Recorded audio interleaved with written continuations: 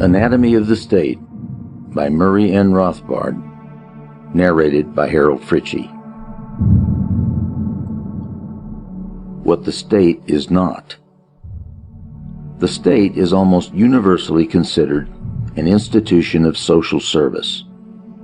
Some theorists venerate the state as the apotheosis of society. Others regard it as an amiable, though often inefficient, organization for achieving social ends. But almost all regard it as a necessary means for achieving the goals of mankind, a means to be ranged against the private sector and often winning in this competition of resources. With the rise of democracy, the identification of the state with society has been redoubled until it is common to hear sentiments expressed which violate virtually every tenet of reason and common sense, such as, "We are the government." The useful collective term "we" has enabled an ideological camouflage to be thrown over the reality of political life. If we are the government, then anything a government does to an individual is not only just and untyrannical, but also voluntary on the part of the individual concerned. If the government has incurred a huge public debt which must be paid by taxing one group for the benefit of another, this reality of burden is obscured by saying that we owe it to ourselves. If the government conscripts a man or throws him into jail for dissident opinion, then he is doing it to himself, and therefore nothing untoward has occurred. Under this reasoning, any Jews murdered by the Nazi government were not murdered. Instead, they must have committed suicide, since they were the government, which was democratically chosen, and therefore anything the government did to them was voluntary on their part. One would not think it necessary to belabor this point, and yet the overwhelming bulk of the people hold this fallacy to a greater or lesser degree. We must therefore emphasize that we are not the government, and the government is not us. The government does not, in any accurate sense, represent the majority of the people. But even if it did, even if 70% of the people decided to murder the remaining 30%, this would still be murder and would not be voluntary suicide on the part of the slaughtered minority. No organicist metaphor, no irrelevant bromide that, quote, "we are all part of one another," must be permitted to obscure this basic fact.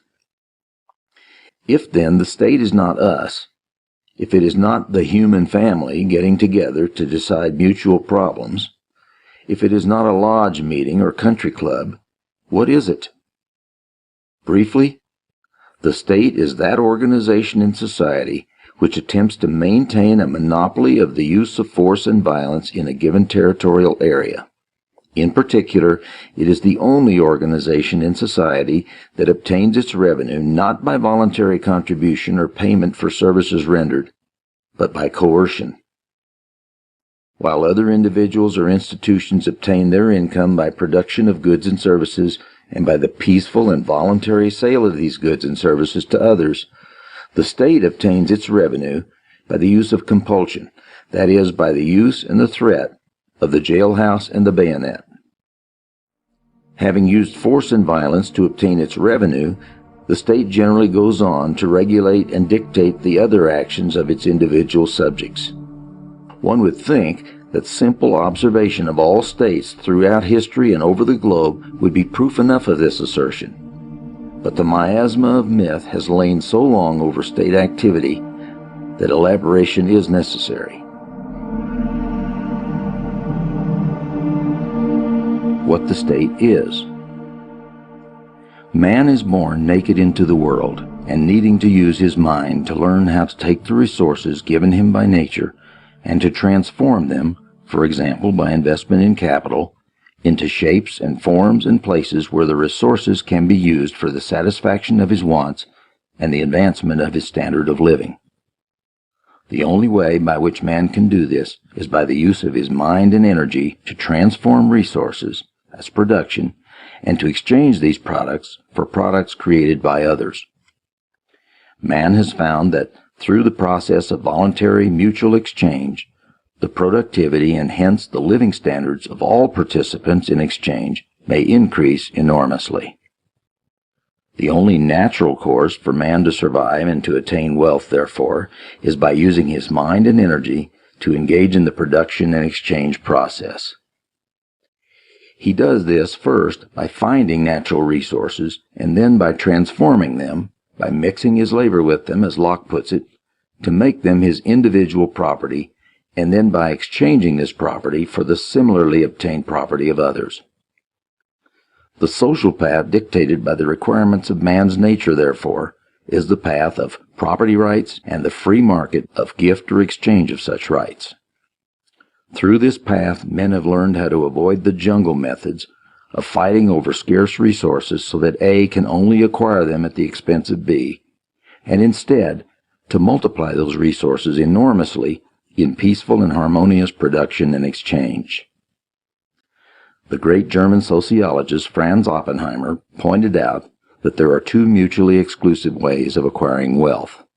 One, the above way of production and exchange, he called the economic means. The other way is simpler in that it does not require productivity. It is the way of seizure of another's goods or services by the use of force and violence. This is the method of one-sided confiscation, of theft of the property of others. This is the method which Oppenheimer termed the political means to wealth. It should be clear that the peaceful use of reason and energy in production is the natural path for man, the means for his survival and prosperity on this earth. It should be equally clear that the coercive, exploitive means is contrary to natural law. It is parasitic, for instead of adding to production, it subtracts from it. The political means siphons production off to a parasitic and destructive individual or group, and this siphoning not only subtracts from the number producing, but also lowers the producer's incentive to produce beyond his own subsistence. In the long run, the robber destroys his own subsistence by dwindling or eliminating the source of his own supply. But not only that, even in the short run, the predator is acting contrary to his own true nature as a man.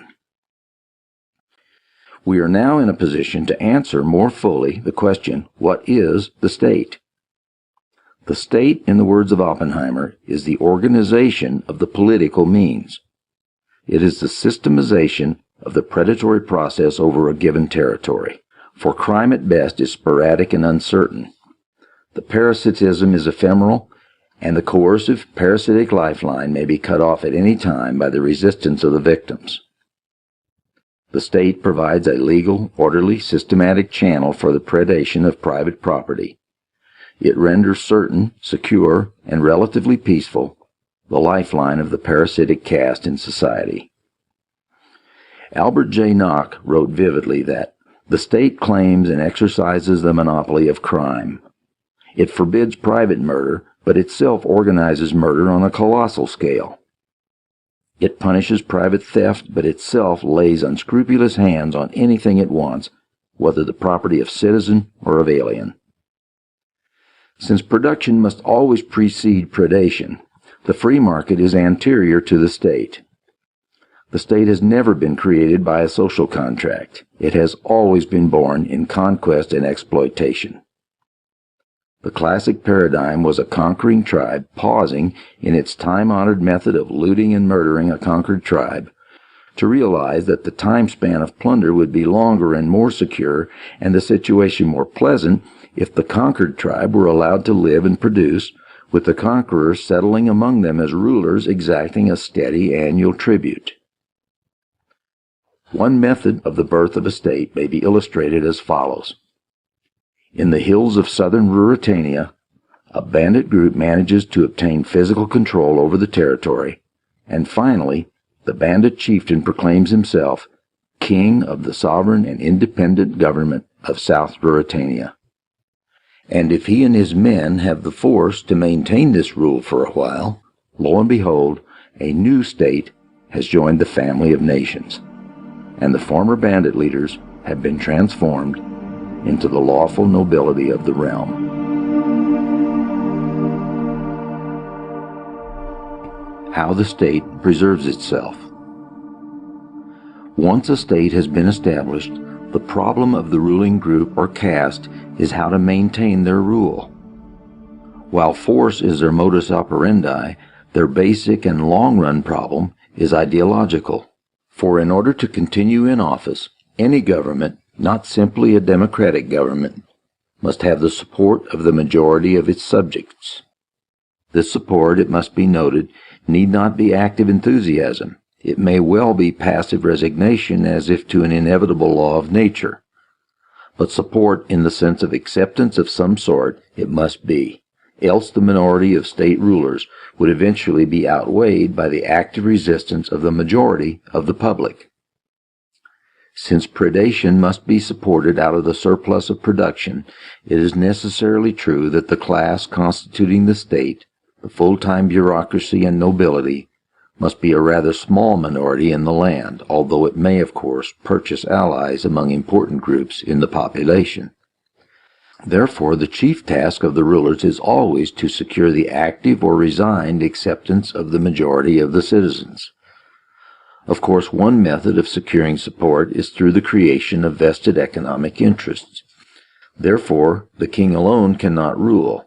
He must have a sizable group of followers who enjoy the perquisites of rule. For example, the members of the state apparatus, such as the full-time bureaucracy or the established nobility. But this still secures only a minority of eager supporters, and even the essential purchasing of support by subsidies and other grants of privilege still does not obtain the consent of the majority. For this essential acceptance, the majority must be persuaded by ideology that their government is good, wise, and at least inevitable, and certainly better than any other conceivable alternatives. Promoting this ideology among the people is the vital social task of the intellectuals. For the masses of men do not create their own ideas or indeed think through these ideas independently. They follow passively the ideas adopted and disseminated by the body of intellectuals. The intellectuals are, therefore, the opinion molders in society. And since it is precisely a molding of opinion that the state most desperately needs, the basis for age-old alliance between the state and the intellectuals becomes clear. It is evident that the state needs the intellectuals. It is not so evident why intellectuals need the state. Put simply, we may state that the intellectual's livelihood in a free market is never too secure, for the intellectual must depend on the values and choices of the masses of his fellow men, and it is precisely characteristic of the masses that they are generally uninterested in intellectual matters.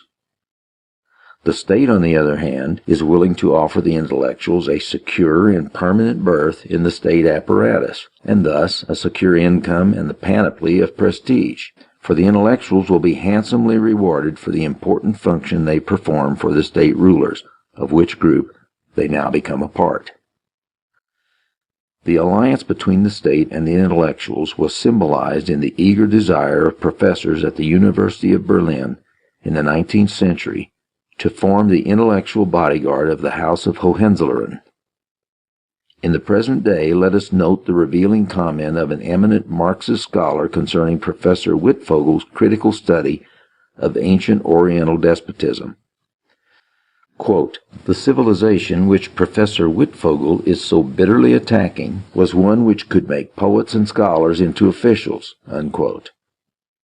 Of innumerable examples, we may cite the recent development of the science of strategy in the service of the government's main violence-wielding arm, the military. A venerable institution, furthermore, is the official or court historian, dedicated to purveying the ruler's view of their own and their predecessors' actions. Many and varied have been the arguments by which the state and its intellectuals have induced their subjects to support their rule. Basically, the strands of argument may be summed up as follows. A. The state rulers are great and wise men. They rule by divine right. They are the aristocracy of men. They are the scientific experts, much greater and wiser than the good, but rather simple subjects. And B. Rule by the extent government is inevitable, absolutely necessary, and far better than the indescribable evils that would ensue upon its downfall. The union of church and state was one of the oldest and most successful of these ideological devices. The ruler was either anointed by God, or in the case of absolute rule of many Oriental despotisms, was himself God. Hence, any resistance to his rule would be blasphemy. The state's priestcraft performed the basic intellectual function of obtaining popular support and even worship for the rulers. Another successful device was to instill fear of any alternative system of rule or non-rule. The present rulers, it was maintained, supply to the citizens an essential service for which they should be most grateful: protection against sporadic criminals and marauders. For the state, to preserve its own monopoly of predation, did indeed see to it that private and unsystematic crime was kept to a minimum. The state has always been jealous of its own preserve. Especially has the state been successful in recent centuries in instilling fear of other state rulers.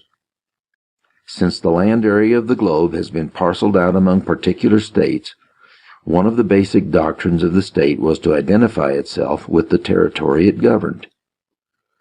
Since most men tend to love their homeland, the identification of that land and its people with the state was a means of making natural patriotism work to the state's advantage.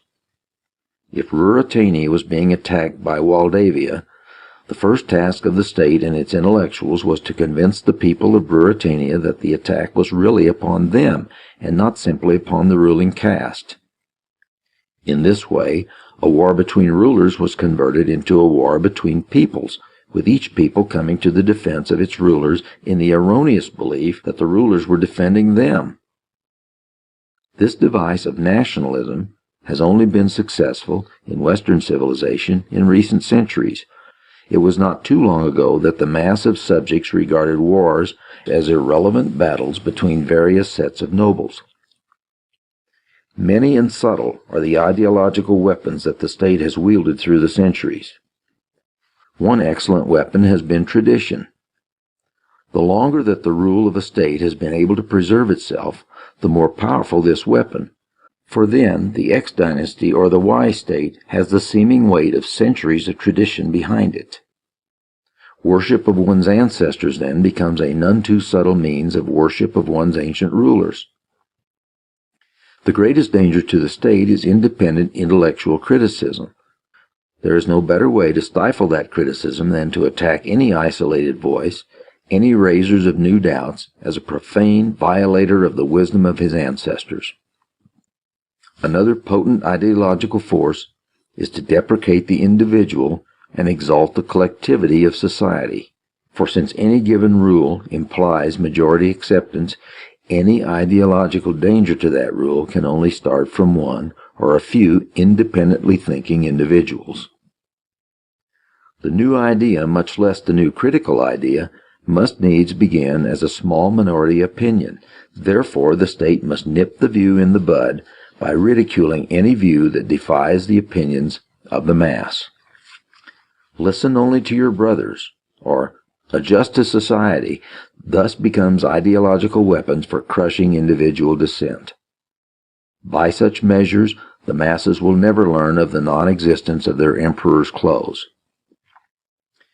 H. L. Mencken wrote in 1949, "All government can see in an original idea is potential change, and hence an invasion of its prerogatives.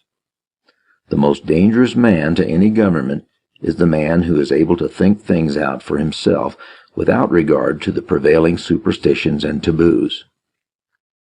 Almost inevitably he comes to the conclusion that the government he lives under is dishonest, insane, and intolerable, and so, if he is romantic, he tries to change it. And even if he is not romantic personally, he is very apt to spread discontent among those who are." It is also important for the state to make its rule seem inevitable. Even if its reign is disliked, it will then be met with passive resignation, as witnessed the familiar coupling of death and taxes. One method is to induce historiographical determinism as opposed to individual freedom of will. If the X dynasty rules us, This is because the inexorable laws of history, or the divine will, or the absolute, or the material productive forces have so decreed, and nothing any puny individuals may do can change this inevitable decree. It is also important for the state to inculcate in its subjects an aversion to any conspiracy theory of history. For a search for conspiracies means a search for motives and an attribution of responsibility for historical misdeeds. If, however, any tyranny imposed by the state, or venality, or aggressive war was caused not by the state rulers but by mysterious and arcane social forces, or by the imperfect state of the world, or if in some way everyone was responsible, then there is no point in the people becoming indignant or rising up against such misdeeds. Furthermore, an attack on conspiracy theories means that the subjects will become more gullible in believing the general welfare reasons that are always put forth by the state for engaging in any of its despotic actions. A conspiracy theory can unsettle the system by causing the public to doubt the state's ideological propaganda. Another tried and true method for bending subjects to the state's will is inducing guilt. Any increase in private well-being can be attacked as unconscionable greed, materialism, or excessive affluence. Profit-making can be attacked as exploitation and usury. Mutually beneficial exchanges denounced as selfishness, and somehow with the conclusion always being drawn that more resources should be siphoned from the private to the public sector. The induced guilt makes the public more ready to do just that, for while individual persons tend to indulge in selfish greed, the failure of the state's rulers to engage in exchanges is supposed to signify their devotion to higher and nobler causes, parasitic predations being apparently morally and aesthetically lofty as compared to peaceful and productive work. In the present more secular age, the divine right of the state has been supplemented by the invocation of a new god, science. State rule is now proclaimed as being ultra-scientific, as constituting planning by experts. But while reason is invoked more than in previous centuries, this is not the true reason of the individual and his exercise of free will. It is still collectivist and determinist, still implying holistic aggregates and coercive manipulation of passive subjects by their rulers. The increasing use of scientific jargon has permitted the state's intellectuals to weave obscurantist apologia for state rule that would only have met with derision by the populace of a simpler age.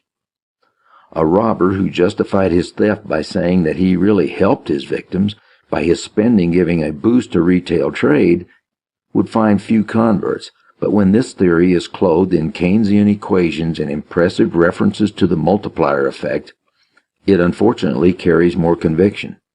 And so the assault on common sense proceeds, each age performing the task in its own way. Thus, ideological support being vital to the state, it must unceasingly try to impress the public with its legitimacy, to distinguish its activities from those of mere brigands. The unremitting determination of its assaults on common sense is no accident, for as Mencken vividly maintained, the average man, whatever his errors otherwise, at least sees clearly that government is something lying outside him and outside the generality of his fellow men, that it is a separate, independent, and hostile power only partly under his control and capable of doing him great harm. Is it a fact of no significance that robbing the government is everywhere regarded as a crime of less magnitude than robbing an individual or even a corporation? What lies behind all this, I believe, is a deep sense of the fundamental antagonism between the government and the people it governs.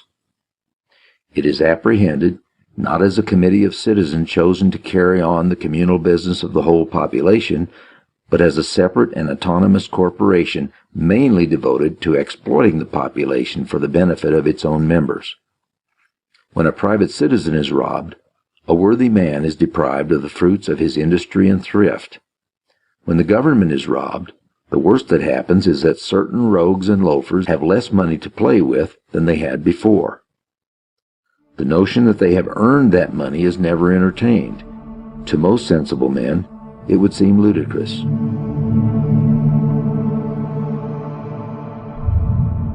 How the state transcends its limits.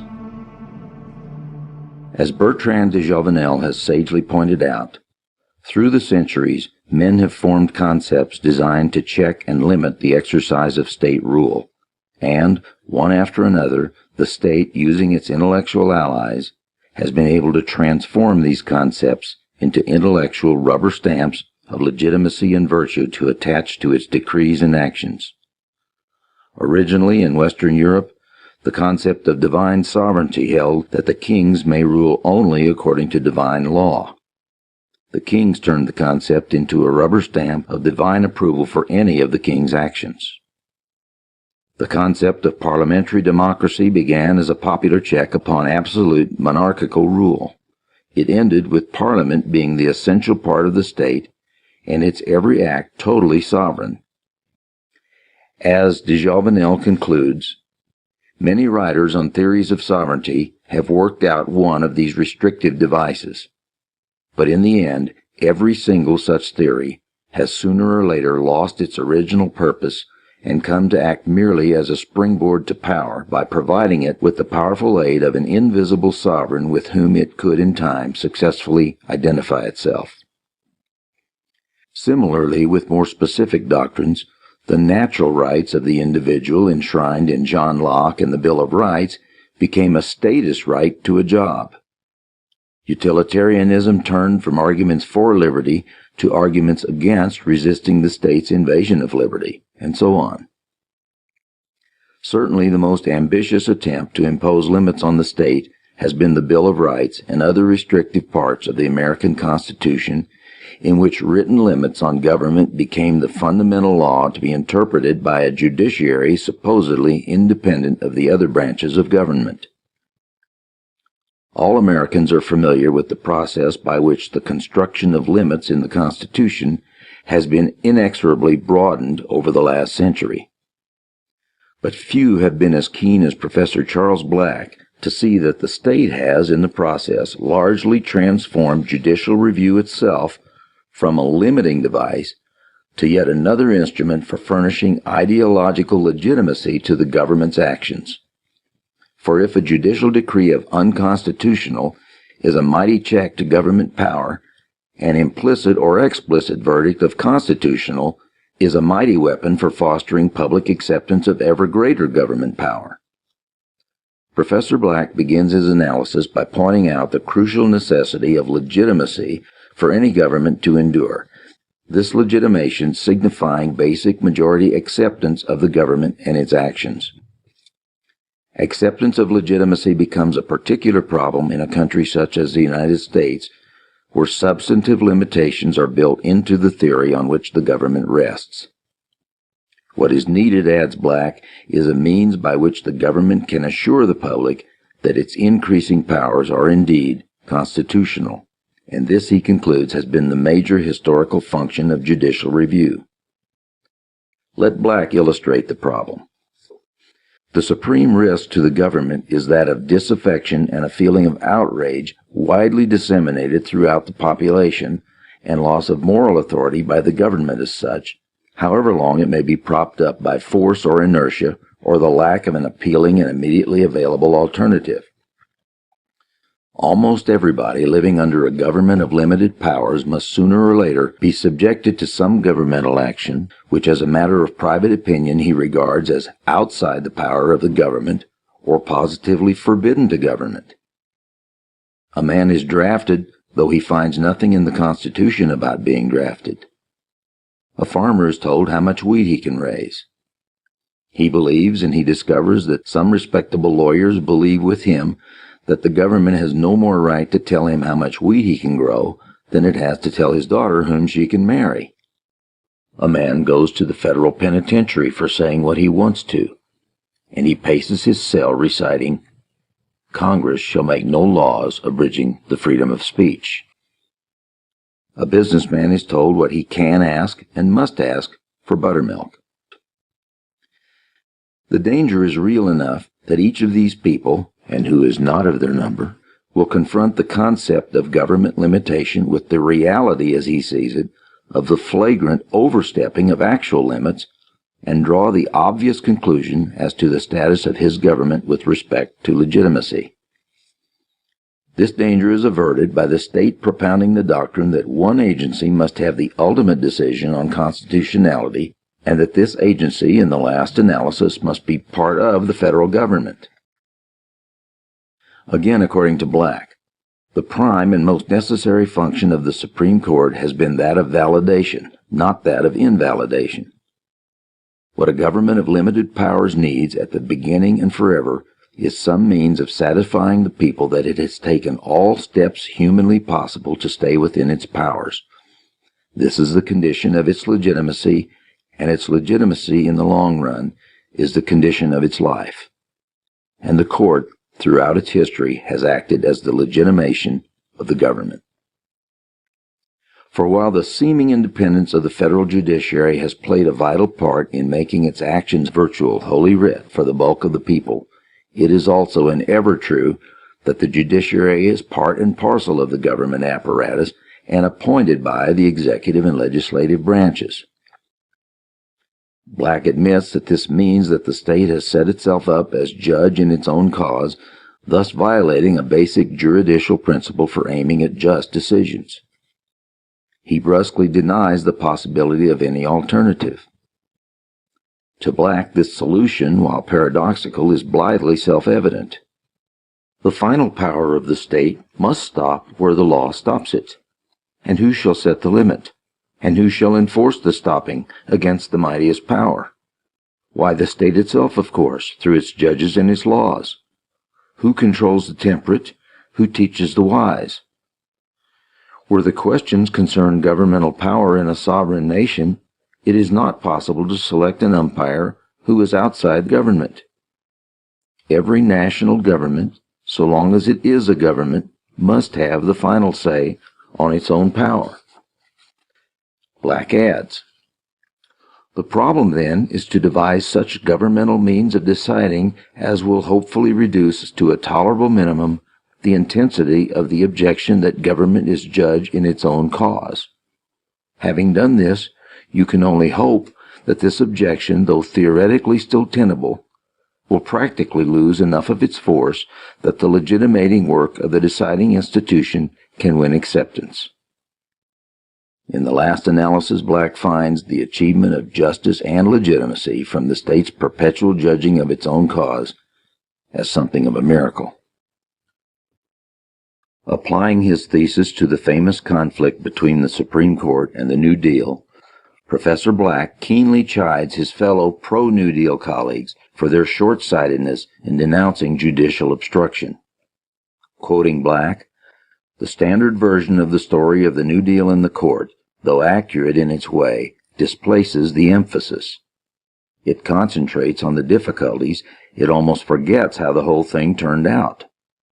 The upshot of the matter was, and this is what I like to emphasize, that after some 24 months of balking, the Supreme Court, without a single change in the law of its composition or indeed in its actual manning, placed the affirmative stamp of legitimacy on the New Deal and on the whole new conception of government in America. In this way, the Supreme Court was able to put the quietus on the large body of Americans who had strong constitutional objections to the New Deal. Again quoting Black, of course, not everyone was satisfied. The Bonnie Prince Charlie of constitutional commanded laissez-faire still stirs the hearts of a few zealots in the highlands of choleric unreality. But there is no longer any significant or dangerous public doubt as to the constitutional powers of Congress to deal as it does with the national economy. We had no means other than the Supreme Court for imparting legitimacy to the New Deal. As Black recognized, one major political theorist who recognized, and largely in advance, the glaring loophole in a constitutional limit on government of placing the ultimate interpreting power in the Supreme Court was John C. Calhoun. Calhoun was not content with the miracle, but instead proceeded to a profound analysis of the constitutional problem. In his Disquisition, Calhoun demonstrated the inherent tendency of the state to break through the limits of such a constitution. Quoting Calhoun, "A written constitution certainly has many and considerable advantages, but it is a great mistake to suppose that the mere insertion of provisions to restrict and limit the power of the government, without investing those for whose protection they are inserted with the means of enforcing their observance, will be sufficient to prevent the major and dominant party from abusing its powers. Being the party in possession of the government, they will, from the same constitution of man which makes government necessary to protect society, be in favor of the powers granted by the Constitution and opposed to the restrictions intended to limit them. The minor or weaker party, on the contrary, would take the opposite direction and regard them, the restrictions, as essential to their protection against the dominant party. But where there are no means by which they could compel the major party to observe the restrictions, the only resort left to them would be a strict construction of the Constitution. To this, the major party would oppose a liberal construction. It would be construction against construction, the one to contract and the other to enlarge the powers of the government to the utmost. But of what possible avail could the strict construction of the minor party be against the liberal construction of the major, when the one would have all of the power of the government to carry its construction into effect, and the other be deprived of all means of enforcing its construction? In a contest so unequal, the result would not be doubtful. The party in favor of the restrictions would be overpowered. The end of the contest would be the subversion of the Constitution. The restrictions would ultimately be annulled, and the government be converted into one of unlimited power. One of the few political scientists who appreciated Calhoun's analysis of the Constitution was Professor J. Allen Smith. Smith noted that the Constitution was designed with checks and balances to limit any one governmental power, and yet had then developed a Supreme Court with the monopoly of ultimate interpreting power. If the federal government was created to check invasions of individual liberty by the separate states, who was to check the federal power? Smith maintained that implicit in the check and balance idea of the Constitution was the concomitant view that no one branch of government may be conceded the ultimate power of interpretation. It was assumed by the people that the new government could not be permitted to determine the limits of its own authority, since this would make it, and not the Constitution, supreme. Smith writes, "It was obvious that where a provision of the Constitution was designed to limit the powers of a governmental organ, it could be effectively nullified if its interpretation and enforcement left to the authorities it was designed to restrain. Clearly, common sense required that no organ of the government should be able to determine its own powers. Clearly, common sense and miracles dictate very different views of government." The solution advanced by Calhoun and seconded in this century by such writers as Smith was, of course, the famous doctrine of the concurrent majority. If any substantial minority interest in the country, specifically a state government, believed that the federal government was exceeding its powers and encroaching on that minority, the minority would have the right to veto this exercise of power as unconstitutional. Applied to state governments, this theory implied the right of nullification of a federal law or ruling within a state's jurisdiction. In theory, the ensuing constitutional system would assure that the federal government check any state invasion of individual rights, while the states would check excessive federal power over the individual. And yet, while limitations would undoubtedly be more effective than at present, there are many difficulties and problems in the Calhoun solution. If indeed a subordinate interest should rightly have a veto over matters concerning it, then why stop with the states? Why not place veto power in counties, cities, and wards? Furthermore, interests are not only sectional, they are also occupational, social, and so forth. What of bakers or taxi drivers or any other occupation? Should they not be permitted a veto power over their own lives? This brings us to the important point that the nullification theory confines its checks to agencies of government itself.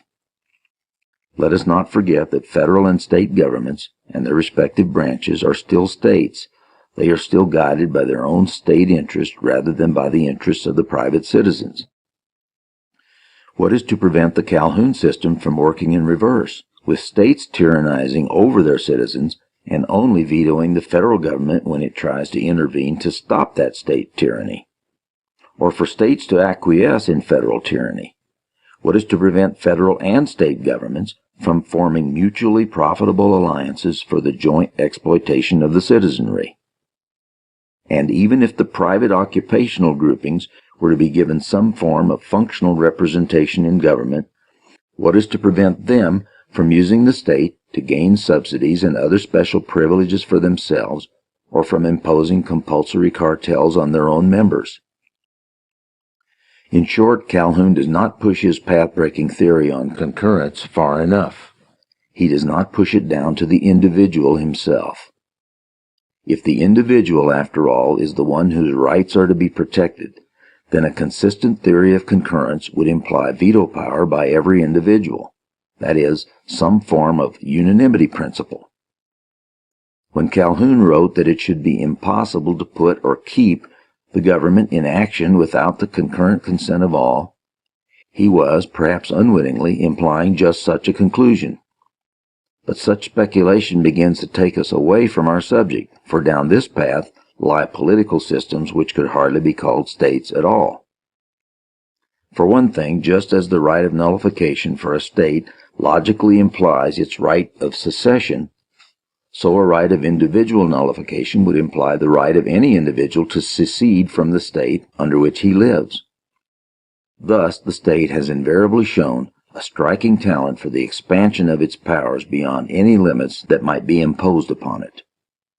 Since the state necessarily lives by the compulsory confiscation of private capital, and since its expansion necessarily involves ever greater incursions on private individuals and private enterprise, we must assert that the state is profoundly and inherently anti-capitalist. In a sense, our position is the reverse of the Marxist dictum that the state is the executive committee of the ruling class in the present day, supposedly the capitalists.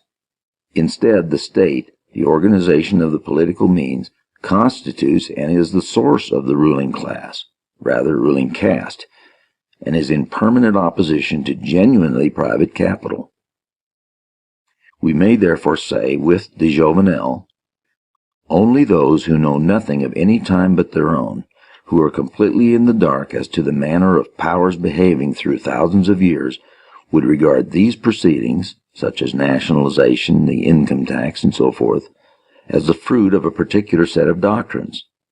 They are, in fact, the normal manifestations of power, and differ not at all in their nature from Henry VIII's confiscation of the monasteries. The same principle is at work, the hunger for authority, the thirst for resources. And in all of these operations, the same characteristics are present, including the rapid elevation of the dividers of the spoils. Whether it is socialist or whether it is not, power must always be at war with the capitalist authorities and despoil the capitalists of their accumulated wealth. In doing so, it obeys the law of its nature.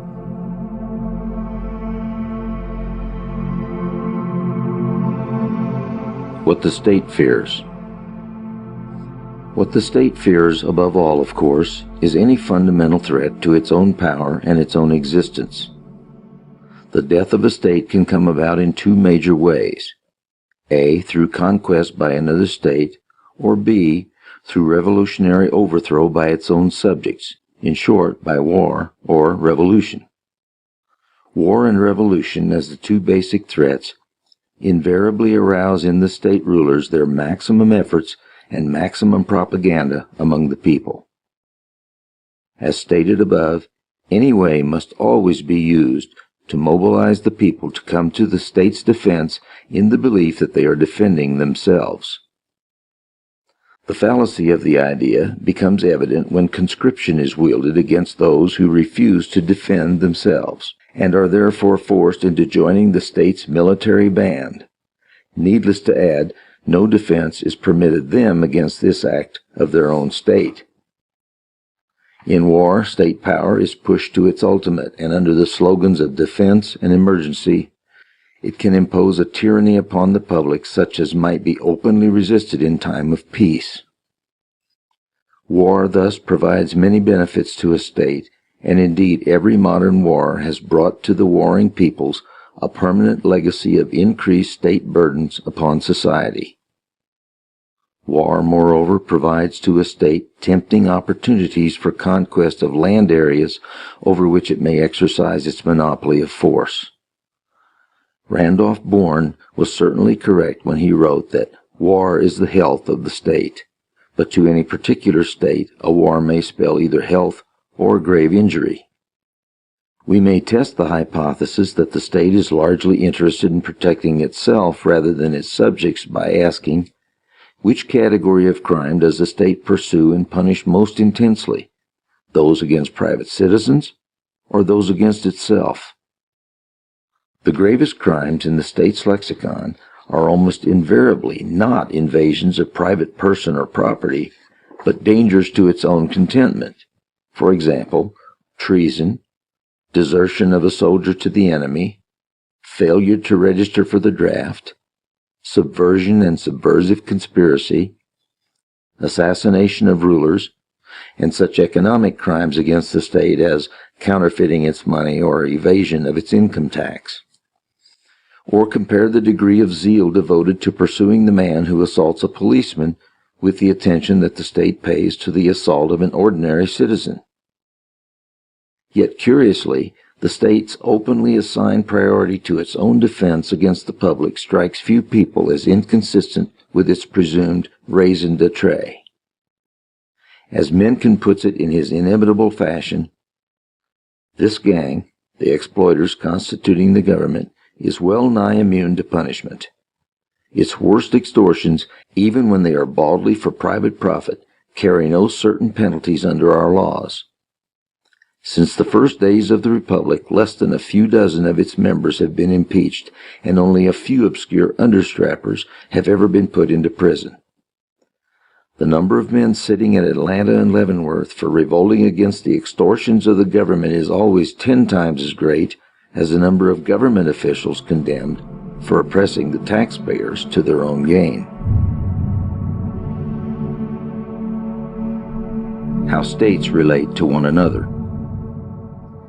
Since the territorial area of the earth is divided among different states, interstate relations must occupy much of a state's time and energy. The natural tendency of a state is to expand its power, and externally, such expansion takes place by conquest of a territorial area.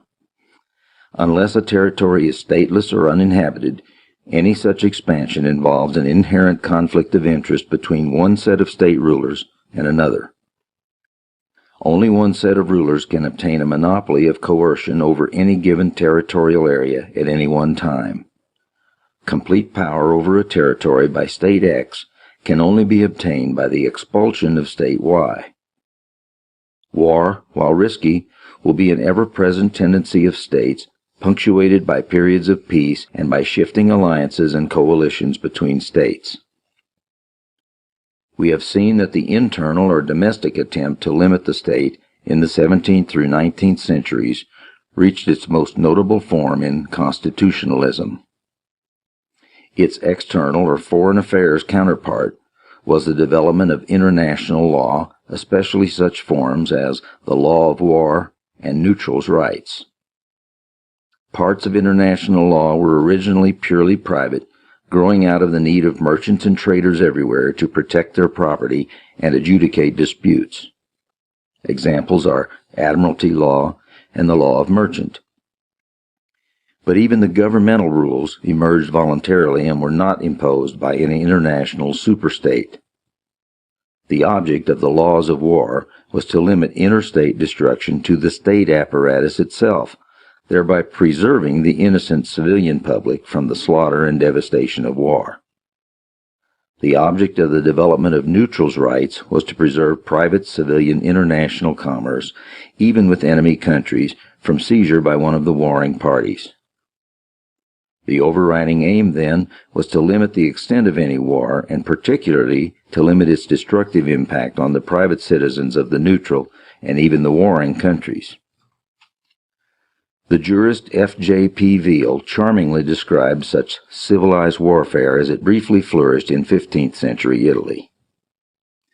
The rich burghers and merchants of medieval Italy were too busy making money and enjoying life to undertake the hardships and dangers of soldiering themselves. So they adopted the practice of hiring mercenaries to do their fighting for them, and being thrifty, businesslike folk, they dismissed their mercenaries immediately after their services could be dispensed with. Wars were therefore fought by armies hired for each campaign. For the first time, soldiering became a reasonable and comparatively harmless profession. The generals of that period maneuvered against each other, often with consummate skill, but when one had won the advantage, his opponent generally either retreated or surrendered. It was a recognized rule that a town could only be sacked if it offered resistance. Immunity could always be purchased by paying a ransom. As one natural consequence, no town ever resisted, it being obvious that a government too weak to defend its citizens had forfeited their allegiance. Civilians had little to fear from the dangers of war, which were the concern only of professional soldiers. The well-nigh absolute separation of the private civilian from the state's wars in 18th century Europe is highlighted by Neff. Even postal communications were not successfully restricted for long in wartime. Letters circulated without censorship, with a freedom that astonishes the 20th century mind. The subjects of two warring nations talked to each other if they met, and when they could not meet, corresponded not as enemies, but as friends. The modern notion hardly existed that subjects of any enemy country are partly accountable for the belligerent acts of their rulers. Nor had the warring rulers any firm disposition to stop communications with subjects of the enemy. The old inquisitorial practices of espionage in connection with religious worship and belief were disappearing, and no comparable inquisition in connection with political or economic communications was even contemplated. Passports were originally created to provide safe conduct in time of war. During most of the 18th century, it seldom occurred to Europeans to abandon their travel in a foreign country with which their own was fighting. And trade being increasingly recognized as beneficial to both parties, 18th century warfare also counterbalances a considerable amount of trading with the enemy. How far states have transcended rules of civilized warfare in this century needs no elaboration here. In the modern era of total war, combined with the technology of total destruction, the very idea of keeping war limited to the state apparatus seems even more quaint and obsolete than the original Constitution of the United States. When states are not at war, agreements are often necessary to keep frictions at a minimum. One doctrine that has gained curiously wide acceptance is the alleged sanctity of treaties. This concept is treated as the counterpart of the sanctity of contract, but a treaty and a genuine contract have nothing in common. A contract transfers, in a precise manner, titles to private property. Since a government does not, in any proper sense, own its territorial area, any agreements that it concludes do not confer titles to the property. If, for example, Mr. Jones sells or gives his land to Mr. Smith, Jones's heir cannot legitimately descend upon Smith's heir and claim the land as rightfully his. The property title has already been transferred. Old Jones's contract is automatically binding upon young Jones because the former had already transferred the property. Young Jones, therefore, has no property claim. Young Jones can only claim that which he has inherited from Old Jones, and Old Jones can only bequeath property which he still owns. But if at a certain date the government of, say, Ruritania is coerced or even bribed by the government of Waldavia into giving up some of its territory, it is absurd to claim that the governments or inhabitants of the two countries are forever barred from a claim to reunification of Ruritania on the grounds of the sanctity of a treaty. Neither the people nor the land of Northwest Ruritania are owned by either of the two governments. As a corollary, one government can certainly not bind, by the dead hand of the past, a later government through treaty. A revolutionary government which overthrew the king of Ruritania could similarly hardly be called to account for the king's actions or debts, for a government is not, as is a child, a true heir to its predecessor's property.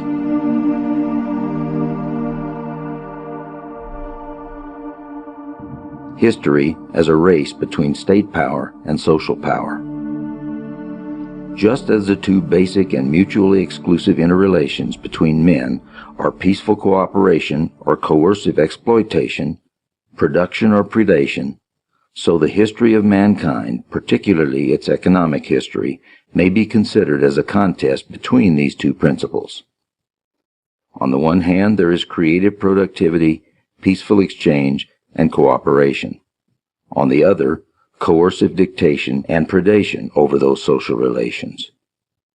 Albert J. Nock happily termed these contesting forces social power and state power. Social power is man's power over nature, his cooperative transformation of nature's resources and insight into nature's laws for the benefit of all participating individuals. Social power is the power over nature, the living standards achieved by men in mutual exchange. State power, as we have seen, is the coercive and parasitic seizure of this production, a draining of the fruits of society for the benefit of non-productive, actually anti-productive, rulers. While social power is over nature, state power is power over man. Through history, man's productive and creative forces have time and again carved out new ways of transforming nature for man's benefit. These have been the times when social power has spurted ahead of state power and when the degree of state encroachment over society has considerably lessened. But always after a greater or smaller time lag, the state has moved into these areas to cripple and confiscate social power once more. Amidst the flux of expansion or contraction, the state always makes sure that it seizes and retains certain crucial command posts of the economy and society. Among these command posts are a monopoly of violence, monopoly of the ultimate judicial power, the channels of communication and transportation, such as post office, roads, air routes, and irrigated water, in order to mold the opinions of its future citizens. In the modern economy, money is the critical command post. If the 17th through the 19th centuries were in many countries of the West times of accelerating social power and a corollary increase in freedom, peace, and material welfare, the 20th century has been primarily an age in which state power has been catching up, with a consequent reversion to slavery, war, and destruction. This parasitic process of catching up has been almost openly proclaimed by Karl Marx, who conceded that socialism must be established through seizure of capital previously accumulated under capitalism. In this century, the human race faces once again the virulent reign of the state now armed with the fruits of man's creative powers, confiscated and perverted to its own aims. The last few centuries were times when men tried to place constitutional and other limits on the state, only to find that such limits, as with all other attempts, have failed. Of all the numerous forms that governments have taken over the centuries, of all the concepts and institutions that have been tried, none has succeeded in keeping the state in check. The problem of the state is evidently as far from solution as ever. Perhaps new paths of inquiry must be explored if the successful final solution of the state question is ever to be attained.